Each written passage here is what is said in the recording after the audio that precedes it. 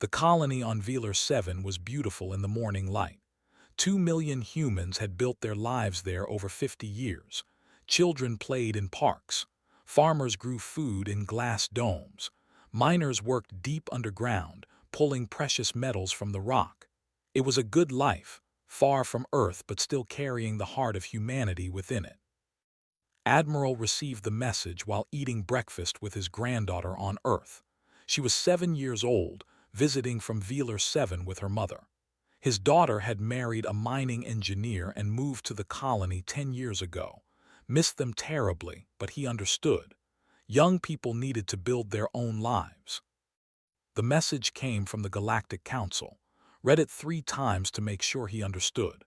The Council was demanding that humanity surrender all mining rights on Velar 7. They claimed an old treaty gave them authority over the planet. Knew this treaty. He had read every word of it when humanity first joined the Council 80 years ago. There was nothing in it about Velar 7. This was theft, pure and simple. Councillor Park stood before the great circular chamber where the Galactic Council met. She was a small woman with gray hair and sharp eyes. She had spent 30 years fighting for humanity's place among the stars. Most days, she felt like she was talking to walls. "The treaty you mentioned does not exist," said calmly. "Velar 7 was uninhabited when we arrived. We claimed it legally under council law." The ambassador rose from his seat. He was tall and thin, with blue skin and 4 arms.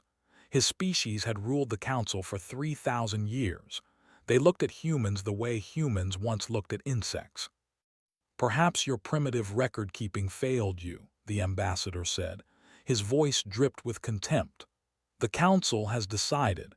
You have 30 days to evacuate the colony." Felt her hands shake with anger. She controlled herself. "And if we refuse?" The ambassador smiled. It was not a friendly smile. "Then we will help you understand your place in the galaxy." Sent his granddaughter and daughter back to Velar 7 3 days later. He did not know this would be the last time he would see them alive.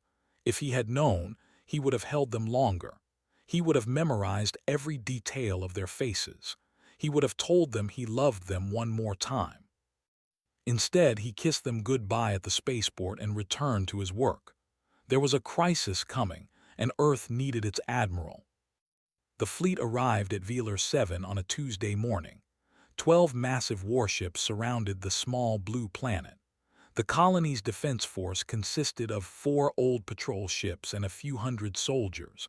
They were not meant to fight a war. They were meant to stop pirates and rescue lost miners. Captain Ryu commanded one of those patrol ships. She was 35 years old, with black hair cut short and a scar on her left cheek from a training accident. When she saw the fleet on her sensors, her heart sank. She knew what was coming. "All ships, this is the peacekeeping force," a cold voice announced over every radio channel. "You have 24 hours to begin evacuation. Any resistance will be met with appropriate force." Looked at her crew, young men and women who had signed up to protect miners, not fight aliens. "What do we do, Captain?" her first officer asked. "We do our duty," said quietly. "We protect our people." The colonists refused to leave. This was their home. They had built it with their own hands. Their children had been born here. Their dead were buried in the red soil. They would not abandon it because some aliens told them to. They did not understand this. To them, humans were like animals who had accidentally learned to fly spaceships. The idea that these creatures might have attachment to land, to home, to memory, it never occurred to them. When the 24 hours ended, the admiral gave the order to fire. The first missiles hit the largest city at dawn. Buildings collapsed. Fires spread. People ran screaming through the streets, looking for shelter that did not exist. Watched from orbit as her world burned. Her patrol ships fought back, but it was like throwing stones at a hurricane. The bombardment lasted 6 hours. When it stopped, 847,000 humans were dead. The hospitals were gone. The schools were rubble. The parks where children had played were craters filled with ash and bone. Learned of his daughter's death from a static-filled transmission. A survivor had found a working radio. The voice was breaking, sobbing, barely able to speak. They killed everyone. Everyone. The children. They killed the children. Sat alone in his office for a long time. He looked at the photograph on his desk, his daughter smiling, his granddaughter holding a flower. Gone. Both gone. Turned to ash by creatures who thought humans were not worthy of life. Something changed in that night. Something broke, and something else took its place. The gentle grandfather who had tickled his granddaughter disappeared. In his place stood something harder, something that would not rest until the galaxy understood what it had done. Counselor broadcast the footage across every human network. Earth watched, Mars watched, the colonies on a dozen worlds watched. They saw the missiles falling. They saw the bodies in the streets. They saw children running, burning, dying. The Galactic Council released a statement calling it necessary enforcement of territorial rights. They expressed mild regret for any excessive casualties and reminded humanity that obedience would prevent future incidents. Read the statement aloud to the United Assembly of Earth. When she finished, there was silence. Then someone began to cry. Then someone else began to shout. Within an hour, the chamber was filled with a sound humanity had not made in centuries, the sound of a species united in grief and rage. Admiral walked to the podium. His face was calm. His eyes were empty. He carried no notes, no speech. He simply looked at the representatives of every nation on Earth and spoke. For 80 years, we tried to be good members of the galactic community. We traded fairly. We followed their laws. We smiled when they insulted us. We bowed when they demanded respect. We believed that patience and peace would earn us a place among them. He paused. The chamber was silent. My daughter is dead. My granddaughter is dead. 800,000 of our people are dead, and the council calls it necessary. His voice dropped to a whisper that somehow filled the entire room. They believe we are weak because we chose peace. They believe we are prey because we did not bare our teeth. They have made a mistake, the worst mistake in the history of their civilization. Looked up at the assembly. I am asking for authorization to correct their assumption. I am asking you to let me show the galaxy what humanity becomes when you take everything from us. The vote was unanimous. For the first time in human history, every nation agreed. Earth would go to war. Counselor Park stood before the Galactic Council for the last time. She wore black, the color of mourning on Earth. In her hand, she held a small device. Around her, the alien delegates watched with mild curiosity. Some were already bored. One was checking messages on a personal screen. I am here to deliver a formal communication from the United Assembly of Earth, said. Her voice was steady. As of 6 hours ago, humanity has declared war on the Galactic Council and all member species who participated in the Velar 7 massacre. Silence, then laughter. The ambassador leaned forward, all 4 arms spread in amusement. War, you, against us, he laughed again, louder this time. Other delegates joined him. The sound filled the chamber like mocking thunder. Little counselor, the said, wiping tears from his eyes, your species has 4 patrol ships and a handful of soldiers. We have 10,000 warships. What exactly do you think you will accomplish? Smiled. It was not a friendly smile. I think we will show you something you have forgotten in 3,000 years of easy dominance. I think we will remind you why predators should fear the creatures they hunt. She pressed a button on her device. The lights in the chamber flickered. That was me uploading a virus into your communication network. In approximately 30 seconds, every military installation in space will lose contact with each other. You will get it back eventually, but by then, we will have begun. The ambassador stopped laughing. That is impossible. Our systems are protected by encryption your species developed 800 years ago and never bothered to update. We cracked it in 6 months. We just never told you. Walked toward the exit. At the door, she turned back. "One more thing, you called us primitive, you called us prey, you killed our children and called it necessary." Her eyes were cold. "Remember those words. Remember them when you see what primitive prey can do when you take everything from them." She left. The chamber erupted in chaos. Deep beneath the surface of Luna, in tunnels that officially did not exist, Doctor worked on something that would change the war.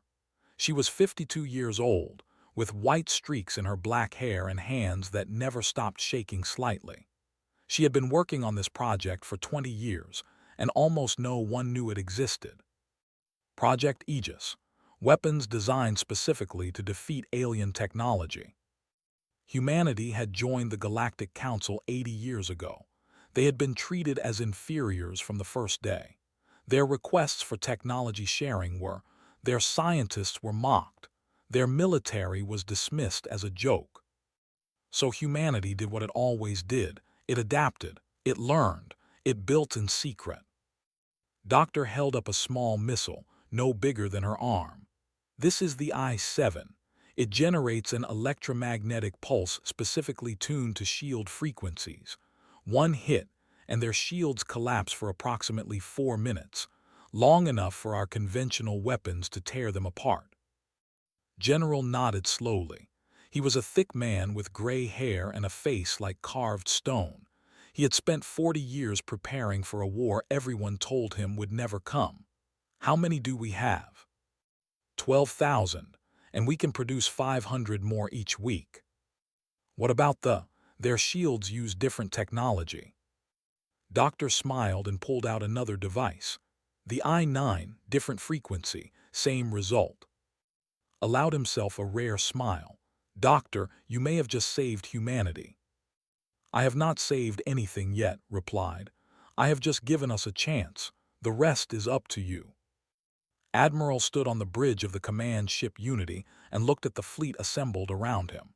2,000 warships, hidden for decades in asteroid fields and lunar bases.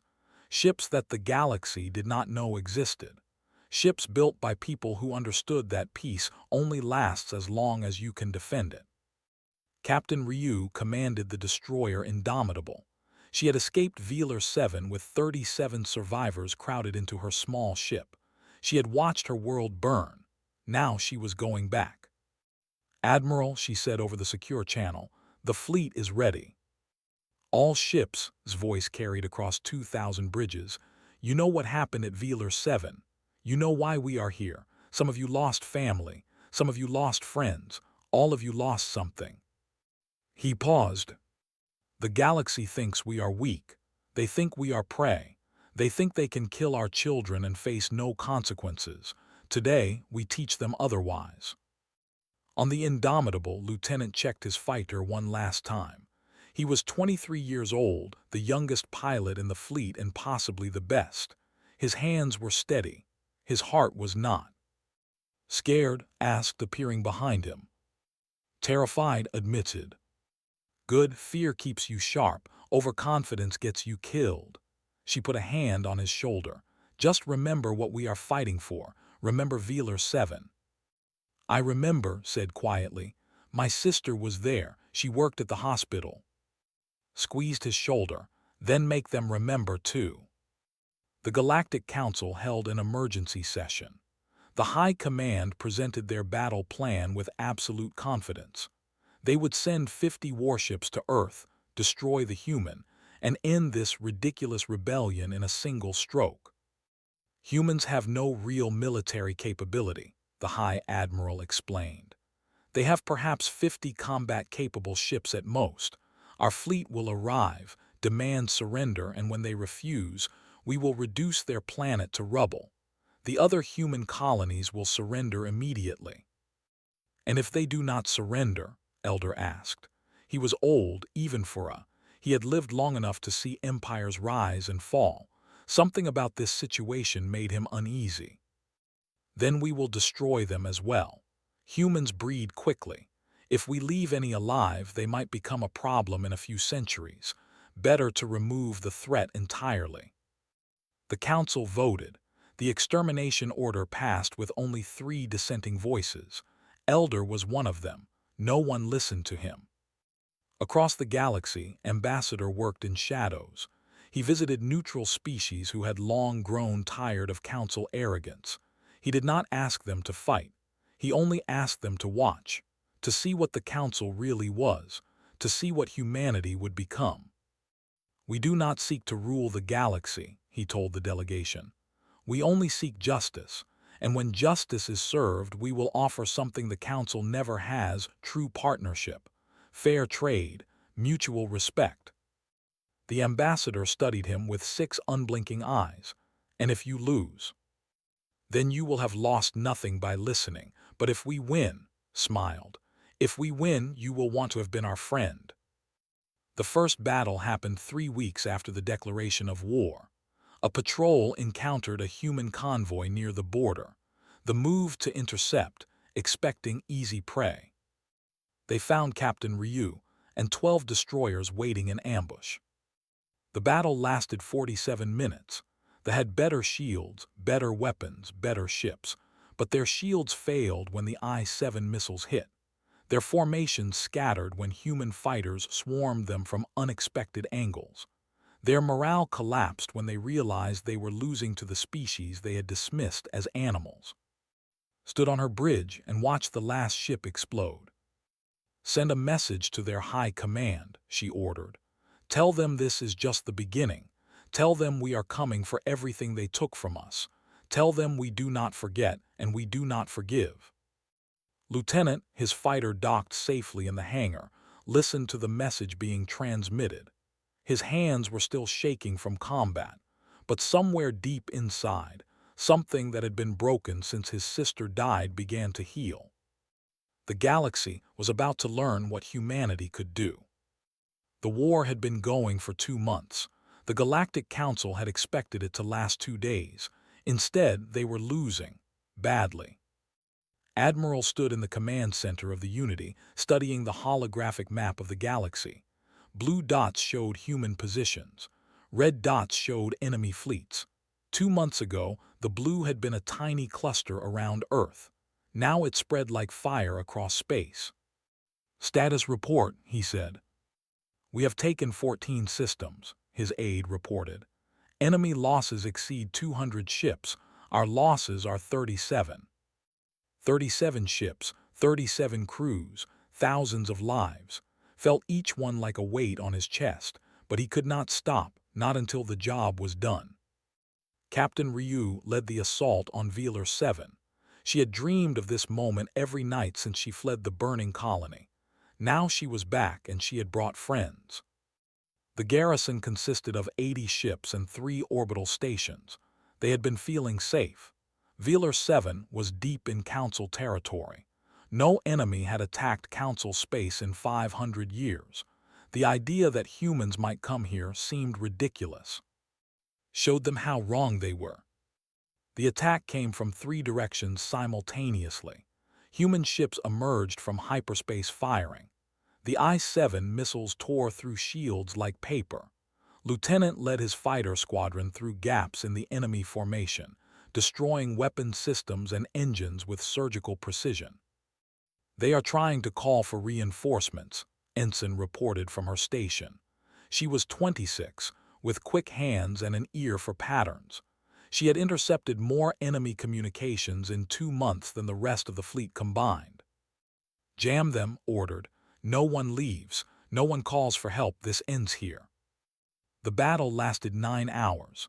When it was over, every ship was destroyed or captured. The orbital stations had surrendered. Velar 7 was free. Took a shuttle down to the surface. She walked through the ruins of the colony she had tried to protect. The buildings were still rubble. The parks were still craters. But among the destruction, she saw something new. Small purple flowers growing through the ash. "Life finds a way," said, walking up beside her. "My sister used to say that. She was a nurse. She always believed in new beginnings." Nodded. "We will rebuild. After the war, we will plant gardens where they dropped bombs. We will raise children where they killed ours. That is how we win. not just by destroying them but by refusing to be destroyed. Commander No worked in shadows. He led the Special Operations Division, teams of soldiers trained for missions that could not appear in official reports. While the fleet fought openly, people struck at the hidden foundations of the enemy. Their target tonight was the Collective's primary shipyard. They were the Council's industrial backbone. Their factories produced 60% of all military ships in the Council fleet. Without them, the Council's ability to replace losses would collapse. And his team arrived on a civilian transport, disguised as traders. They had spent 6 months building this cover, 6 months of patience for one night of violence. Remember, told his team, no survivors, no witnesses, they must not know how we got in. Let them wonder, let them fear. The shipyard was massive. 12 construction bays, each capable of building a battleship. Thousands of workers, heavy security, they believed it was untouchable. His team proved them wrong. They moved through the station like ghosts, silent, deadly. They planted explosives in reactor rooms and fuel depots. They disabled safety systems. They locked security doors to prevent evacuation. At exactly midnight, pressed a button on his communicator. The shipyard died in fire. 12 construction bays collapsed. 4 battleships under construction were destroyed. The explosion was visible from a new star burning briefly in the night sky. That was their main production facility, General reported to Admiral the next morning. Analysis suggests this sets their shipbuilding back 15 to 20 years. Casualties: approximately 8,000, mostly workers. Closed his eyes, 8,000 dead, not soldiers, workers, people who were just doing their jobs when fire took them. He thought of the 800,000 who had died on Velar 7. Workers, children, people who had done nothing wrong except exist in the wrong place. Was this justice, or had humanity become the monster it was fighting? Sir asked. Continue operations, said quietly. But teams are to avoid civilian targets when possible. We are not them. We do not kill innocents because it is convenient. The killed are innocents. I know, and we will defeat them, but not by becoming what they are. If we do that, we have already lost. Ambassador's work was bearing fruit. 4 neutral species had signed non-aggression pacts with humanity. 3 more were negotiating. The Council's coalition, so solid for 3,000 years, was beginning to crack. Why are they turning against the Council? The ambassador demanded during an emergency session. We have protected them for. You have used them for, Counselor replied via holographic projection. She was speaking from the human fleet, her face projected into the chamber she had left months ago. You took their resources and gave nothing back. You dismissed their concerns and ignored their needs. And when they saw what you did to Velar 7, they understood what you would do to them if they ever displeased you. That is a lie. Is it? Held up a data pad. I have trade records. For every ton of resources they gave the Council, they received 8% compensation. For every ton they sell to humanity, they receive fair market value. Tell me, Ambassador, which arrangement would you prefer? The ambassador had no answer. The war continued. Human forces pushed deeper into Council territory. For the first time in 3,000 years, Alien faced the threat of invasion. Fear spread through populations that had never known war. But not all the news was good. The Council still had more ships, more soldiers, more resources. Every battle cost humanity lives it could not replace. Admiral studied the numbers every night, calculating how long they could keep fighting. We need to end this quickly, he told during a secure call. Another year of this and we will be too weak to continue. We need a decisive victory, something that breaks their will to fight. Those said, yes, if we can reach it, threaten it, make them understand we can take it if we choose. They might surrender. And if they do not? Was silent for a long moment. Then we show them what we can do, and we pray they surrender before we have to actually do it. On the edge of human-controlled space, a captured admiral was brought before Admiral. His name was. He had commanded the fleet that destroyed Velar 7. He had given the order to fire on civilian targets. He had called it pest control. Now he sat in chains, looking at the human who had destroyed his fleet. How? Demanded. His voice shook with rage and disbelief. You were supposed to be weak. Our analysts said your technology was primitive. Your military was a joke. How did you do this? Sat down across from him. His face showed nothing. You killed my granddaughter, he said simply. She was 7 years old. She liked flowers and stories about princesses. She wanted to be a doctor when she grew up. You turned her into ash because your council wanted mining rights. Shifted uncomfortably. That was war. No, that was murder. This is war. Leaned forward. You asked how we did this. I will tell you. We did it because you gave us no choice. You thought we would mourn and accept. You thought we would bow and beg. You forgot what humans are. And what are you? His eyes were cold as deep space. We are the species that fights to the last. We are the species that turns grief into rage and rage into purpose. We are the species that builds weapons in secret while smiling at our enemies. We are the species that never, ever gives up. He stood. You killed our children. Did you really think we would simply mourn? Did you really think we would let you go unpunished? You should have studied our history before you attacked us. You would have learned what happens to those who underestimate humanity. He walked away, leaving alone with his chains and his fear. The collective surrendered on a Tuesday morning. Their government sent the message at dawn, unconditional terms, complete capitulation. They had lost their shipyards, their fleet, and their hope. Human forces stood at the edge of their system, waiting for an order that would end their species. The order never came. Admiral accepted the surrender with simple conditions: war reparations, territory cessions, and a full accounting of what they had done to human prisoners during the war. That last condition would prove to be the hardest to forgive. Sergeant Han led her squad into the prison facility 3 days after the surrender. They expected to find prisoners of war, soldiers who had been captured in battle, people who had been kept in cells and interrogated. What they found was something else entirely. The humans in that facility had been experimented on. They had wanted to understand human biology. They had cut open living people to study their organs. They had tested weapons on prisoners to measure human pain tolerance. They had kept detailed records of every scream, every death, every moment of suffering. Had fought in 12 battles. She had killed enemies and watched friends die. She thought she understood war, but nothing had prepared her for this. One of her soldiers, a young man named, found the children's section. He walked out of that room and vomited against the wall. Then he sat down and cried. We have to document everything, told her squad. Her voice was steady. Her hands were not. Every record, every body, every crime. The galaxy needs to see this. They need to understand what the council did while they looked away. The footage was broadcast across the galaxy.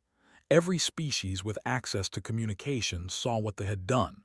They saw the operating tables stained with human blood. They saw the cells where children had been kept. They saw the faces of the dead.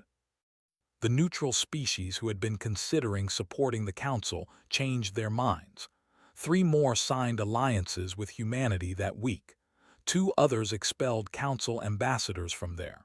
Even some council members began questioning the war. Elder watched the footage alone in his quarters. He had opposed the extermination order from the beginning. He had warned that humanity was not the prey species the council believed. No one had listened. Now he watched children's bodies being carried out of a facility, and he understood that his civilization had made an unforgivable mistake. He contacted Counselor through a secret channel. His hands trembled as he spoke. I wish to discuss terms, he said. Not surrender, not yet, but the beginning of a conversation. Studied his face on the screen. Why should I trust you? Your people killed 800,000 of us. Because I voted against the attack. Because I warned them this would happen.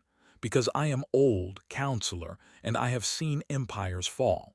I do not wish to see mine destroyed when peace might still be possible. Peace requires justice. I know, and I am prepared to help you find it. Doctor stood in her laboratory and looked at the weapon she had spent 5 years building. Project, a device capable of destabilizing stars. One shot could turn a sun into a supernova, destroying every planet in its system. It was the ultimate deterrent, the final threat, the weapon that could end the war in a single moment by ending and its 4 billion inhabitants. Admiral stood beside her, studying the device with expressionless eyes. It works, he asked. It works. We tested it on an uninhabited system 6 months ago. The star went supernova within 3 hours of impact. And if we use it on the 4 billion dead, their civilization ended, their history erased, complete victory. Was silent for a long moment. He thought of his granddaughter. He thought of the 800,000 dead on Velar 7. He thought of the children in the facility. Part of him wanted to push the button. Part of him wanted to end every species that had participated in humanity's suffering. But another part of him remembered why he was fighting. Not for revenge, for justice, for a future where human children could grow up without fear, for a galaxy where no species would ever dare attack humanity again. Genocide would not create that future. It would only create more hatred, more fear, more violence. It would turn humanity into the monsters they were fighting. No, said finally, we will not use it, not on civilians, not on children, not even on the species that killed ours. Sir, they murdered. I know what they did. I lost my family to them, but I will not become them. I will not kill billions of innocents because their leaders made evil choices. That is not who we are.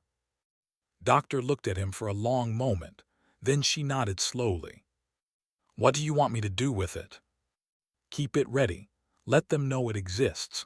Let them understand what we could do if they push us further, but we do not fire unless they leave us no other choice. The people learned the truth about Velar 7 from human broadcasts. Their government had told them the colony was a military installation. They had been told the attack was a defensive action against human aggression. They had never seen the footage of children dying. Now they saw it, and they demanded answers. Protests erupted on the citizens who had supported the war suddenly questioned everything. Families who had lost sons and daughters in battle asked why those deaths were necessary. The government tried to suppress the information, but it spread too fast. They lied to us, one protester said in a broadcast that was shared across the galaxy. They told us humans were animals. They told us the war was just. But I watched that footage and I saw children. Children who laughed and played and dreamed of the future. Children who died because our government wanted mining rights. The government began to collapse. Military commanders refused orders. Politicians resigned. The High Admiral who had planned the extermination was arrested by his own officers. In the chaos, Elder reached out to Admiral directly. There are those of us who wish for peace, he said, who understand that what was done to your people was a crime. We cannot undo the past, but we can help build a different future. What are you proposing? A coup. The removal of those who planned and executed the Velar 7 massacre. A new government that will accept responsibility and seek genuine peace. Consider the offer. It could be a trap. It could be a desperate attempt to buy time. But it could also be a chance to end the war without more death. You have 1 week, said. If your new government does not emerge by then, we will be in orbit around you, and we will not be asking for permission. Captain Ryu led the fleet that would make the final approach to the. She stood on the bridge of the Indomitable and watched the stars streak past. Lieutenant joined her, 2 cups of coffee in his hands. He had grown in the months since the war began. The scared young pilot was gone. In his place stood a veteran who had killed dozens of enemies and saved hundreds of friends. "Do you think they will surrender?" he asked.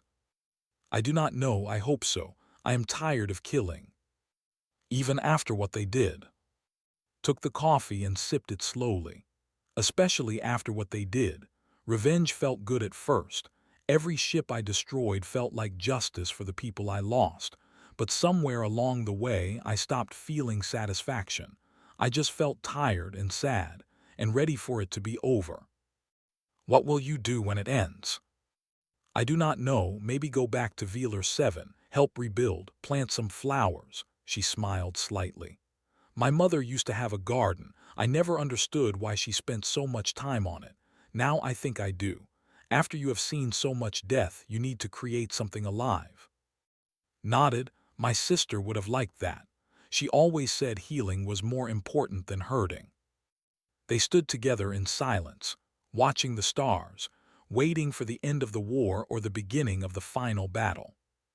The message came 6 days later. The government had fallen. A council of moderate leaders had taken control. They were requesting negotiations. Admiral read the message 3 times. Then he closed his eyes and allowed himself one moment of relief. It was not over yet. There would be negotiations, arguments, compromises. There would be trials for war criminals and arguments about reparations. The work of building peace would be harder than the work of waging war. But the killing could stop. The dying could end. The children who had been born during the war could grow up in a galaxy that was trying to be better. That was enough. For now, that was enough. The treaty was signed on Velar 7, in the ruins of the colony where the war had begun. Admiral insisted on this location. He wanted the galaxy to remember what had started everything. He wanted them to sign their promises of peace standing on the graves of 800,000 innocent people. The terms were harsh but not genocidal. The Dominion would pay reparations for 100 years. They would surrender 12 systems to human control. They would disband their military council and submit to inspections. Every school in council space would teach the truth about what happened at Velar 7. The hardest term was the simplest. The leaders who had ordered the massacre would face trial, real trials with evidence and witnesses and judgment, not revenge, justice. Councillor Park stood before the signing ceremony and looked at the assembled representatives. With their blue skin and 4 arms, with their insect-like bodies, with their 6 eyes, dozens of species who had once dismissed humanity as primitive animals. They were not laughing now. 3 years ago, began, I stood before your council and asked for justice. You laughed at me. You told me humans were not worthy of consideration. You authorized the murder of our children and called it necessary enforcement. She paused, letting the words sink in. Today, you stand in the ashes of that decision. Your fleets are broken. Your coalitions have crumbled. Your people have learned the truth about what your governments did in their names, and you are asking us for mercy. The chamber was silent. We could destroy you. We have the weapons, the will, and the cause. No one in this galaxy would blame us for wiping out the species that tried to exterminate us. Many would cheer. She looked at Admiral, who stood quietly at the side of the room. His face showed nothing, but she knew what he was thinking. She knew what he had decided. But we choose differently. We choose to offer you something you never offered us. A chance, a future, a path forward that does not end in more graves and more orphans and more hatred. She stepped forward and signed the treaty. We do this not because you deserve it. You do not. We do this because we refuse to become what you are. We refuse to let your cruelty transform us into monsters. We choose to be better than you were. We choose mercy not as weakness but as strength.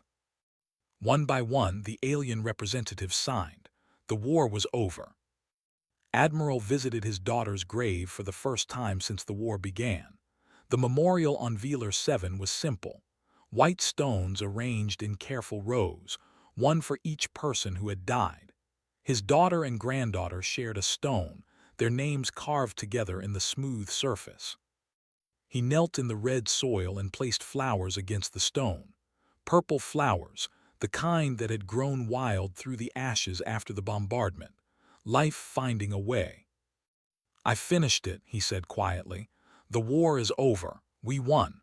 They will never do to anyone else what they did to you." The wind moved through the memorial, rustling the flowers. "I wanted to destroy them. When I heard you were gone, I wanted to burn their worlds and kill their children the way they killed you. I came so close to becoming the thing I hated." He touched the carved letters of his granddaughter's name. "But I remembered what you always told me, that the measure of a person is not what they do when things are easy. It is what they do when things are hard, when they have power, when they have cause for revenge." He stood slowly, his old knees aching. "I hope I made you proud. I hope the world we build is one you would have wanted to live in. I miss you. I will always miss you, but I think I can finally start healing now." He walked away through the rows of stones, past the names of 800,000 souls who had trusted the galaxy to be fair and had learned otherwise. Councillor Park became the first human speaker of the reformed Galactic Assembly. Her opening address was broadcast to every world with communications technology. "We did not want this war," she said. "We wanted to trade, to learn, to grow alongside you. We came to the stars with open hands and curious minds. We believed that intelligence meant wisdom, that advanced species would be advanced in more than just technology." She paused. "We were wrong. You were not wiser. You were not kinder. You were simply older. An age, we learned, does not guarantee virtue." The alien delegates shifted uncomfortably. "But we have also learned something about ourselves. We learned that we are capable of terrible violence when pushed too far. We learned that grief can become rage, and rage can become devastation. We came close to becoming the monsters you thought we were." Her voice softened. "So let this be a new beginning. Not a human empire replacing the old council. Not another hierarchy of powerful species exploiting weaker ones. Something new. Something based on the principles we claim to value but have never truly practiced. Equality, justice, respect. Not because we are naive, but because we have seen the alternative. We have stood in the ashes of worlds destroyed by arrogance and cruelty. We do not wish to stand there again." She looked directly into the camera. "Humanity will protect itself. We have proven we can do that, but we would rather build than destroy. We would rather trade than conquer. We would rather make friends than enemies. The choice is yours. We hope you choose wisely. We hope you choose differently than your predecessors did." 10 years passed. The galaxy changed in ways no one had predicted. Velar 7 became a symbol of both tragedy and hope. The memorial remained, carefully preserved, a reminder of what hatred could do. But around it grew a new colony. Human and families lived side by side. Children who had no memory of the war played together in parks built on former. Doctor destroyed the project files personally. She burned them on a beach on Earth, watching the data turn to ash and blow away in the wind. "Some weapons should never exist twice," she told the young scientists who had helped her build it. "Remember what we created. Remember what we chose not to use. And if anyone ever asks you to build something like this again, remember that power without restraint is not strength. It is just another form of destruction." General retired to a small farm on Mars.